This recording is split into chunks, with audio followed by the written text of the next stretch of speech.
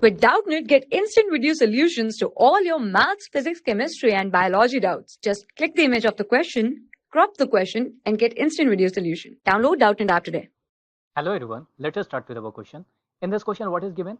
The magnification produced by objective lens and the eye lens of this compound microscope is given as to be 25 and 6 respectively.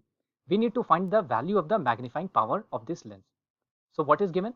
So we know the value of the this objective lens, this magnifying power of the objective lens. This value is given as to be 25, and the magnifying power of the eye lens, this value is given as to be 6.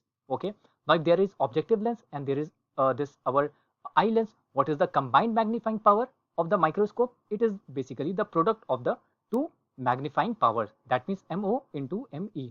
Now what is this value? It is 25 multiplied by 6. This would be our resulting magnifying power. So if we solve this, this answer would turn out to be 150, and magnifying power is a dimensionless quantity, so it would be just 150. So which option would be the correct option? Our C option is the correct option, 150. So hope you understood this solution. Thank you.